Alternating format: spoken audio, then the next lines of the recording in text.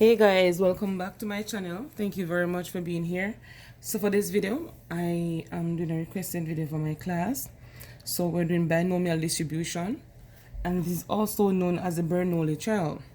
So it says, when you're doing binomial distribution, this has to do with discrete distribution that are basically random experiments. And discrete here mean that whatever sample you're working with, they are countable.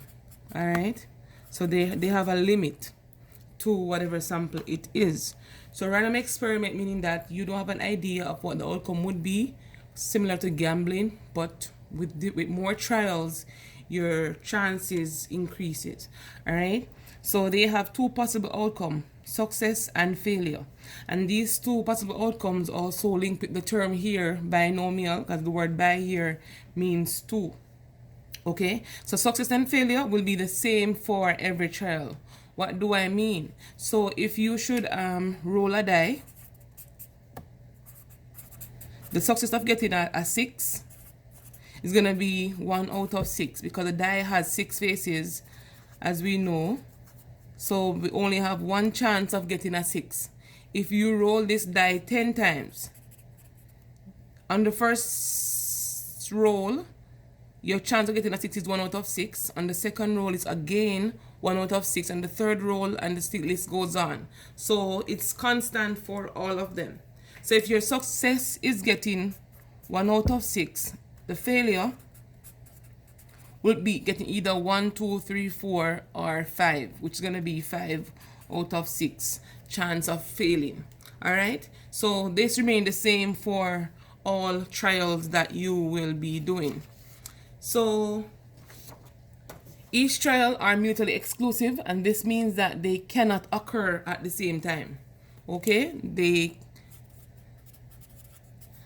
cannot occur at the same time. So we need to remember these small details. Success is denoted by the letter P, failure by the letter Q. And we know that probability of an event occurring lies between 0 and 1, where 1 is the possibly outcome or the most likely to occur. And if we have two outcomes, success and failure, P plus Q will be equal to 1. That means the probability of success plus the probability of failure will be equal to 1.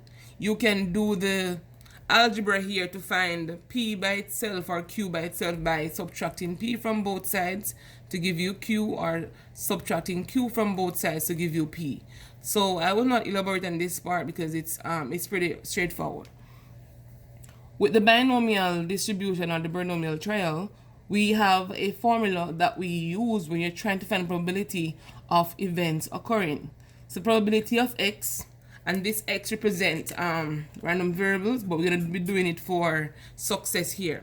Alright, it's going to be ncx p to the x times q to the n minus x. You may be wondering, what is this? Alright, so we know that ncx is from the combination formula, and you guys will be familiar with NCR. But I was saying to you, R is basically an XR variable, so they can take any letter. So this is basically the combination of X number of success in N trials. So N would be whatever amount of trials you took, and X would be the success for each trial. P here, probability of success, and we know that X will be the number of successes. Alright, Q will be the probability of failure, and we establish that up here.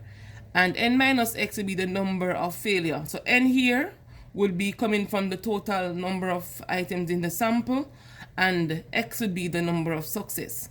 So the number of failure will be N minus X in that region. So when you're going to be simplifying any question, you need to know all of these variables we highlight in here. You need to know N, you need to know X, you need to know P, you need to know Q. Alright? So this this part is linked to the probability of an event occurring, which is the model here. So when finding probability of any event given P of X, there are some commonly terms used that we need to know what they actually mean. So the term exactly is normally used. For example, probability that you get exactly 2 when you roll a die. So probability of x is equal to 2. So in this case, you only have one trial being going on here. So the next one, it says at least 2. At least here means 2 or more. So let's say your n, mean the total number of trials, is equal to 5. Alright? So if it says at least 2 out of 5 trials, you know x could be equal to 2. You could get 2. X, or x could be equal to 3. X could be equal to 4. And x could be equal to 5. Alright? So you could get 2, 3, 4, 5, because at least means 2 or more. Okay? So these are things that we pay attention to when you're going to be applying the probability model.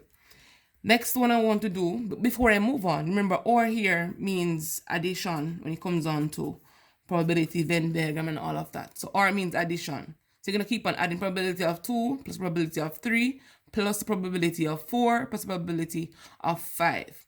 All right? So next term I have is at most 2. At most here means 2 or less. That means probability of getting 0, you could have none. Probability, put the word or, of getting 1, or the probability of getting 2. So the sign of inequality that is used is the less than or equal to 2, and for the at least one is going to be greater than or equal to 2.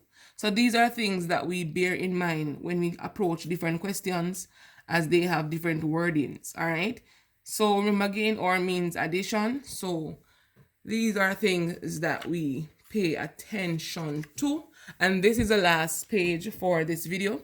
Stay tuned while I do an example illustrating all of what I explained. And I'll see you on my next video.